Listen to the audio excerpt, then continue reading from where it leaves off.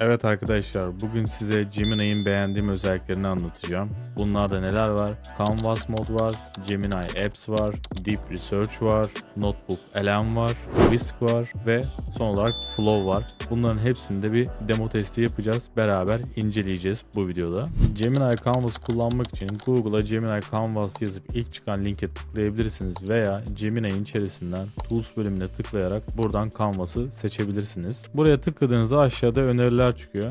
Hemen önerilerden birini seçiyorum. Write a thank you note for a job interview. Yani bir iş görüşmesi için bana bir teşekkür notu yaz diyorum burada. Hemen ekranın sağ tarafına bir panel açılıyor. Burada kopyala yapıştıra uygun size bir metin veriyor. Düzenlemesi de çok kolay. Buradan direkt editleyebiliyorsunuz. Sizin için kopyala yapıştıra uygun bir formatta hazırlıyor. Üstte de metin seçenekleri var. Buradan metninizi özelleştirebiliyorsunuz. Heading veya normal text yapabiliyorsunuz. Veya kalın yapabiliyorsunuz. İtalik yapabiliyorsunuz. Veya buradaki yazıları madde madde halinde yazabiliyorsunuz. İçeriği buradan kopyalayabiliyorsun, paylaşabiliyorsun veya dışarı aktarabiliyorsun. Hepsini tek tıkla halledebiliyorsun. Benim burada asıl ilgimi çeken nokta, buradan bir web sayfası yaratabiliyorsunuz veya bir infografik veya bir quiz yaratabiliyorsunuz. Şimdi ilk olarak bir web page'i deneyelim. Evet, web sitemiz hazır. Teşekkür notu için web sitesi mantıklı değil ama sonuçta web sitesini yaratabiliyor. Şimdi bir de infografiği deneyelim. İnfografiği de daha mantıklı bir örnekte deneyelim. YouTube kanal gelişimim için bana plan hazırladım. Bize bir metin hazırlasın. Daha sonrasında bunu infografiğe dönüştürelim. Bitirdi. Şimdi oluşur diyelim. Buradan infografik diyelim.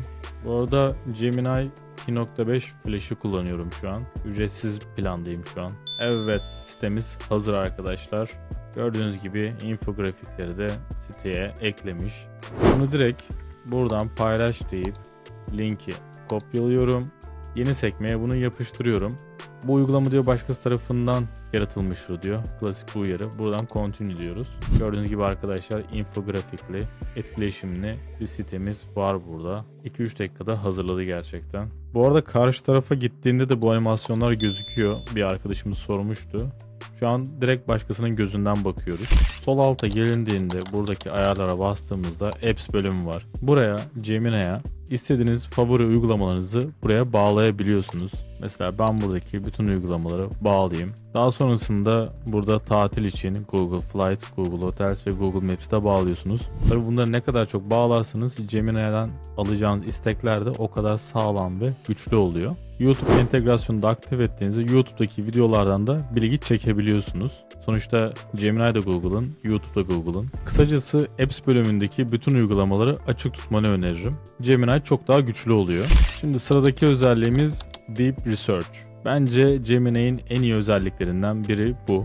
Deep Research bazen yüzlerce listeyi tarayıp ihtiyacın olanı kısa özet bir şekilde sana veriyor. Mesela şimdi örnek promptumu verdim. Dedim ki İstanbul'daki Prens Adalarına 10 günlük romantik bir gezi planla. 4 adanın Büyükada, Heybeliada, Burgazada, Kınalıada hepsini görmek istiyorum dedim.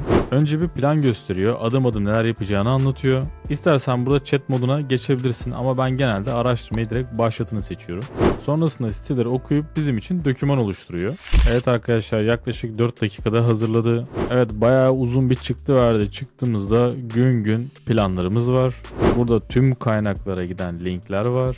Hatta bize burada bir fiyat tablosu da çıkarmış. Ve en altta da bütün linkleri ve düşünme şeklinde görebiliyorsunuz. Detayları burada da var. Şimdi Notebook LM var. Notebook LM'de bir konu için not defterleri oluşturabiliyorsun. İçerisinde PDF, web sitesi, YouTube videoları, ses dosyaları, Google Docs gibi birçok şeyi ekleyebiliyorsun. Ücretsiz planda 50 adet kaynak sınırı var. Ücretli plana geçtiğinizde de bu kaynak 300'e kadar yükseliyor. Şimdi bir deneyelim. Şimdi ben buraya kendi Cursor AI videomu ekleyeceğim. Bunun için aşağıdan YouTube'u seçiyorum. Daha sonrasında video linkimi buraya yapıştırıyorum. Insert'a basıyorum. Şu an benim videomu okuyor, analiz ediyor. Evet, hemen bir özet çıkardı. Cursor AI adlı yapay zeka kod düzenleyicisinin kapsamlı bir rehberini sunuyor vesaire vesaire. Şimdi bununla neler yapabiliyoruz? Buradan bir sesli özet çıkarabiliyoruz. Evet, şimdi ses kaydımız da oluşmuş. Bir dinleyelim sesli özetimiz. Yani yapay zeka bu değişimin tam merkezinde, öyle değil mi? Kesinlikle. Bugün siz... Evet, podcast havasında yapmış. Yani kullanışını bilmiyorum ama güzel yapıyor. Bir de videolu özet özelliğimiz var. Bunu da bir izleyelim, dinleyelim. Bugün yazılım geliştirme dünyasını belki de kökünden değiştirecek bir... Şöyle bir düşünelim. Geliştiriciler olarak kullandığımız araçlar Ya bir yandan slide de oluşturmuş. Bence bayağı iyi bu özellik. Ya bunların hepsini benim videodan çıkarım yapmış. Neyse. Şimdi bir de mind map'imize bakalım. Daha sonrasında sesli özetimizi dinleyeceğiz. Evet, mind map'i çok hızlı çıkardı. Videoyla sesli özet biraz uzun sürüyor arkadaşlar. Ama benim videoda yaklaşık 15-20 dakika, ondan da olabilir. Evet, mind map'imizi de çıkardı. Buradan yine tabii düzenleyebiliyoruz. İçine girebiliyoruz. Şimdi Whisk diye bir platform var.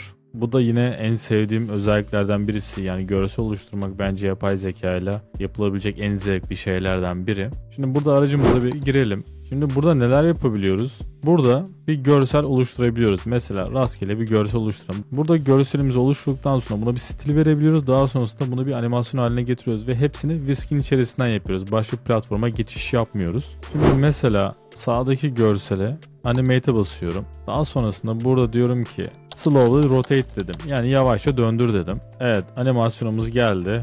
Oynatalım. Ses de eklemiş bu arada. Işık da eklemiş. Ben beğendim, konuyla alakalı bir ses eklemiş. Sağ üstte de kaç tane daha yaratma hakkınız olduğunu gösteriyor. Bence güzel bir araç. Ben yeni keşfettim. Mutlaka buna göz atın. Çok da zevkli kullanması.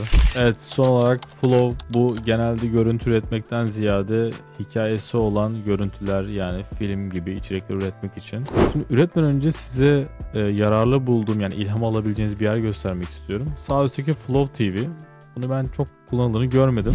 Burada ilham alabileceğiniz içerikler var. Burayı biraz televizyon kanalı gibi yapmışlar. Burada mesela şu anki içeriği direkt aşağıdaki promptunu reuse prompt diyerek kopyalayabilirim. Mesela şöyle bir mimari bir yapı var. Reuse prompt dediğimde direkt bu promptu alıp benim için projemin içerisine ekliyor. Buradan hemen bunu yarat diyelim. Şimdi modelimiz üretirken şunları da göstereyim. Burada VO2, VO3 seçeneklerimiz var. No Audio için de buradan yükseltmelerinizi istiyor. Landscape veya Portrait seçenekleri var. Direkt şu an yaptığımız gibi text to video da yapabiliyorsunuz. Frame to video da yapabiliyorsunuz. Direkt fotoğraflardan da video üretebiliyorsunuz. Evet, videomuz geldi.